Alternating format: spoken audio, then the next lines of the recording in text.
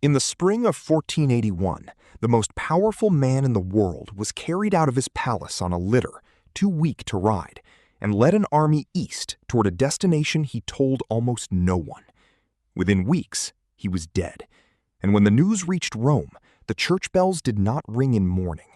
They rang in relief, because this was the man who had done the impossible. He had taken the one city all of Europe believed could never fall, a city protected by walls that had held for 1,000 years, the last living piece of the Roman Empire. He ended an empire older than almost any nation alive today, and he was not finished. His ships had already landed on the soil of Italy. His next target, some believed, was Rome itself. So the question that haunted a continent was simple, and it has never fully gone away. Where was that final army marching? And what would the world look like now if the man leading it had lived just a few years longer? His name was Mehmed. History would call him the Conqueror. This is the story of how one mind reshaped a continent, and the death that may have saved another. To understand why his death sent a wave of relief across Europe, you first have to understand the man. And he was not the man the legends describe. The stories paint a distant warlord, a figure of pure conquest. The truth is stranger and far more human.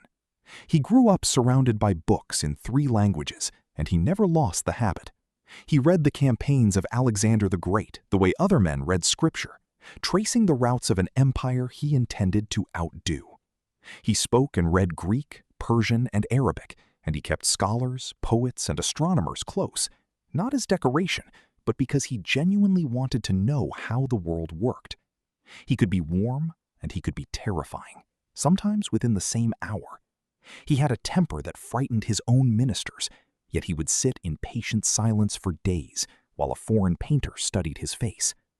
He was a builder as much as a destroyer, and running underneath all of it was a single, enormous idea, one most rulers would have dismissed as madness. He believed the old Roman world and the new could be fused into one empire, under one throne, his throne. To chase that idea, he would first have to do something no commander in 1,000 years had managed. He would have to break the most famous walls on Earth. The city was Constantinople, and for over 1,000 years it had been the beating heart of the Roman Empire's eastern half. Long after Rome itself had fallen to barbarians, this city carried the Roman name forward. Its emperors still called themselves Romans. Its scholars still copied the works of the ancient world. To the people of Europe, it was almost a legend, a Christian capital of golden domes and sacred relics, guarded by the strongest fortifications ever built. The land walls of Constantinople were a triple line of stone and ditch that had turned back army after army for centuries. Attila the Hun had looked at them and marched elsewhere. Wave after wave of besiegers had broken against them and gone home. By the time of our story, the empire behind those walls had shrunk to little more than the city itself. Poor, half-empty, its glory long faded. But the walls still stood, and the myth still held. Everyone knew the truth that everyone believed. Constantinople could not be taken. To even attempt it was to invite humiliation. So when the Sultan announced that he would do exactly that, the powers of Europe did not panic. They smiled. They had seen ambitious rulers dream this dream before. What they did not understand was that this commander had been planning the impossible for years, and that he was about to change the rules of war itself. What the Sultan understood, and his enemies did not, was that the age of the unbreakable wall was ending. The answer was gunpowder. He gathered the largest collection of cannon the world had ever seen, and at its center was a monster. A bombard so vast it had to be cast on sight, hauled into position by dozens of oxen and hundreds of men. It could throw a stone ball weighing more than half a ton, and when it fired, the sound was said to carry for miles, the ground trembling as if the earth itself were afraid. Walls that had stood for 1,000 years had never faced anything like it. But the walls were only half the problem. The city was protected on one side by a narrow inlet called the Golden Horn. its mouth sealed by a great iron chain stretched across the water so no enemy fleet could enter. It was a perfect defense, and the Sultan's answer to it became one of the most audacious feats in all of military history. If he could not sail his ships into the harbor, he would carry them over the land. In a single night, his men greased a road of timber across the hills behind the city and hauled an entire fleet, dozens of warships, overland and down into the protected waters the defenders believed were safe. When the people of the city woke and saw Ottoman ships floating inside their own harbor, something broke in them. They understood, at last, that the old rules no longer applied. But behind the cannon and the ships, the siege was also 53 days of something harder to picture: hunger, exhaustion, fear that never quite slept. Inside the walls, families crowded into churches and prayed through the nights, listening to the guns. The defenders who manned the breaches were not only soldiers, they were merchants, monks, fathers, men who had never expected to die on a wall. And on the other side, in the vast camp that stretched across the hills, tens of thousands of men waited in the same cold, wondering if their commander's impossible dream would cost them their lives. Two worlds, separated by a few meters of broken stone, both of them tired, both of them afraid. The Sultan walked among his tents at night. He had staked everything on this: his crown, his name, the loyalty of an army that would not forgive a second failure. There was no road back now: win or be remembered as the ruler who shattered himself against the walls that could not fall. By the final days, both sides knew the end was coming. They could feel it in the air, the way you feel a storm before it breaks. The siege lasted 53 days. Day after day, the great guns pounded the walls, and night after night, the defenders rebuilt them by torchlight, a desperate race between destruction and repair. They were brave and badly outnumbered, a few thousand soldiers holding lines built for 10 times their number. Their emperor, Constantine, the last in an unbroken line stretching back to ancient Rome, refused every offer to flee. He would not be the Roman emperor who abandoned the Roman city. In the dark hours before dawn on the 29th of May, 1453, the final assault came. Wave after wave threw itself at the broken walls, and at last, through a small gate left open and a breach that could not be sealed, the attackers poured in. In the chaos of that morning, Constantine did something that turned him into a legend on the other side of history. He threw off the marks of his rank, drew his sword, and charged into the fighting as an ordinary soldier. He was never seen again. His body was never certainly found. And so the Roman Empire, an institution that had endured in one form or another for more than 1,000 years, ended not with a treaty or a ceremony, but with a single man vanishing into a crowd of his enemies. Later that day, the Sultan rode through the conquered city to its greatest church, the towering dome of Hagia Sophia. He dismounted, scooped up a handful of earth, and poured it over his own turban, a gesture of humility before the scale of what he had just done. Here is where most tellings of the story stop, at the moment of conquest. But for the man now standing inside Hagia Sophia, this was not an ending. It was a beginning. He did not see himself as the destroyer of Rome. He saw himself as its heir. He took for himself a title that stunned the courts of Europe: Caesar of Rome. In his mind, the Roman Empire had not fallen that morning. It had simply changed hands, and he set out to prove it. The city he had captured was a ruin, half empty and starving. He rebuilt it. He invited people back, not only Muslims, but Greeks, Armenians, Jews, and Italians, granting communities the right to keep their faiths and run their own affairs, because he wanted a living capital, not a trophy. Within a generation, the broken city became one of the largest and richest in the world, a meeting point of East and West where merchants, scholars, and ideas flowed in every direction. If you stand in Istanbul today and feel that it belongs to no single continent, that it is a bridge as much as a place, you are feeling something this one ruler deliberately built. He did not just take a city, he reinvented what a city could be. And he was not done dreaming. Because in his vision, there was still an old Rome out there, far to the west, and he intended to claim that one too. Walk through that reborn city in the years after, and you would have heard a dozen languages in a single street. A Greek merchant arguing prices with a Venetian, an Armenian craftsman, a Jewish physician fleeing persecution in the West and finding shelter here, a scholar from Persia carrying books no library in Europe possessed. The Sultan had not simply repopulated a ruin. He had gathered the broken pieces of a divided world and pressed them together in one place to see what they would become. Not everyone came willingly, and not every story was a happy one. But something new was taking shape, a city that belonged to no single people, and so, in a strange way, belonged to all of them. The great church became a mosque, and its dome still rose over everything, watching a world remake itself beneath it. For the man who built this, it was proof of the idea that had driven him since boyhood. The old world and the new did not have to destroy each other. They could be fused.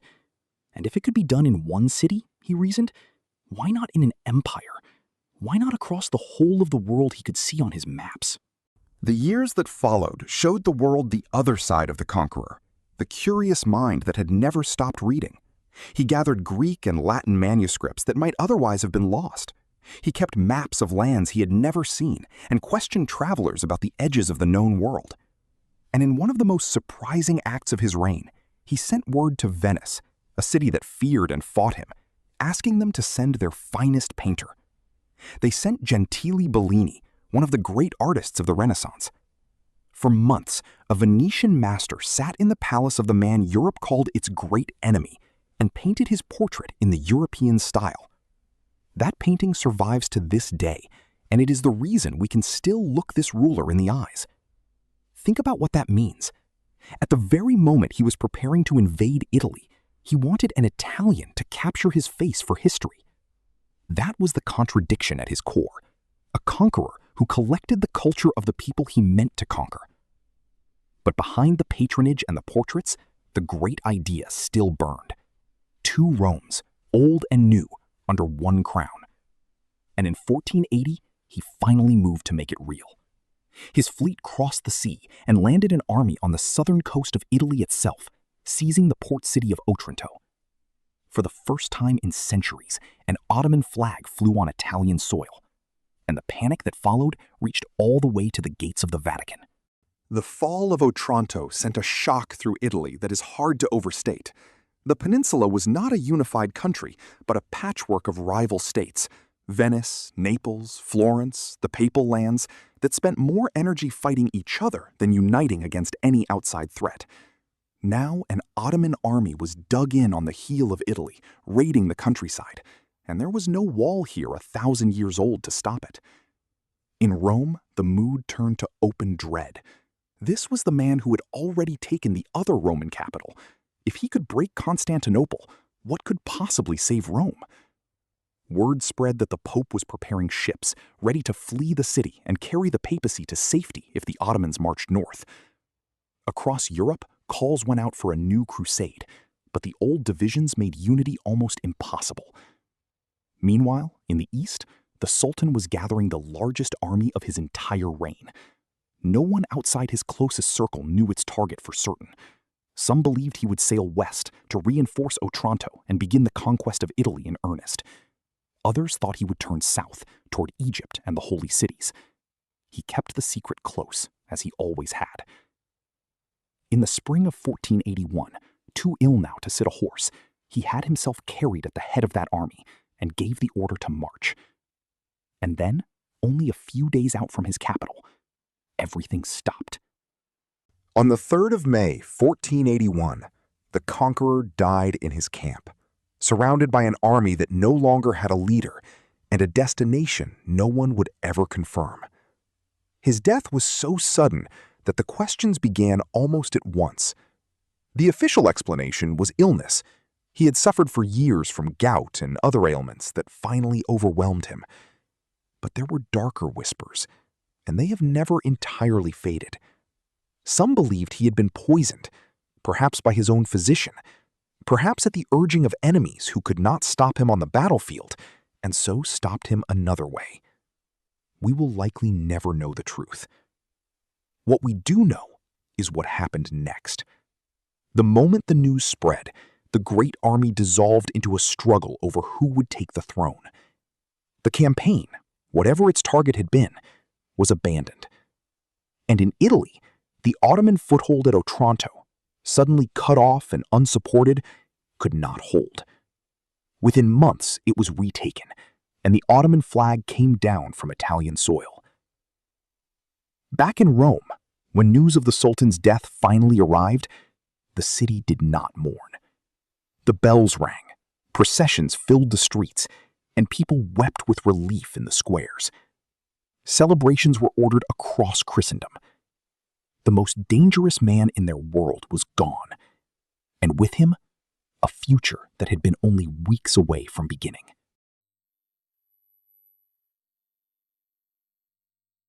For a moment, before we ask what might have been, it is worth sitting with what actually happened. A man who had bent the world to his will for 30 years died in a tent, on a road, with his greatest campaign still a secret in his own head. The army that worshipped him scattered within days, more interested in his throne than his body. The dream of two Romes under one crown died with him, quietly, far from any wall or battlefield. And the strange thing is how close it all came. Not decades away, weeks. His ships were already on Italian soil. His army was already marching. Whatever he intended, the machinery of it was in motion. And then one heartbeat stopped, and all of it simply unwound. History rarely turns on a single life as sharply as it turned on his. Empires usually fall slowly, over generations.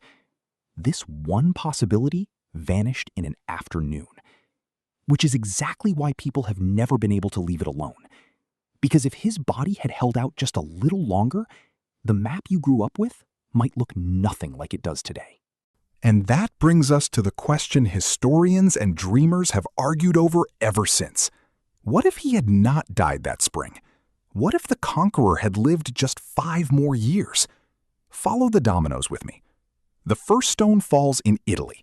With its leader alive and the full weight of the Ottoman army behind it, Otranto is not abandoned. It is reinforced, a permanent bridgehead on the Italian mainland. The divided Italian states, unable to unite even now, cannot push it back. The second stone falls across the whole peninsula. An Ottoman advance pressing north would have struck Italy at the exact moment of the Renaissance, the explosion of art, science, and ideas that shaped the modern Western world. Florence, Venice, Rome itself, the workshops of the masters and the libraries of the humanists, all of it now under threat or under new rule. Would the Renaissance have been crushed, or would it have fused with the learning this Sultan so admired into something entirely new? The third stone falls on everything that came after. A Mediterranean with one dominant power instead of many. A papacy in flight or transformed. The voyages of exploration, the rise of the nations we know today, the very borders of Europe, all of it resting on the life of one man and the few short years he did not get. He ended one empire that had lasted 1,000 years. We will never know how many he might have ended next. So I want to hear from you. If the Conqueror had lived, where do you think the last domino would have fallen? Tell me in the comments, and let's trace the chain together.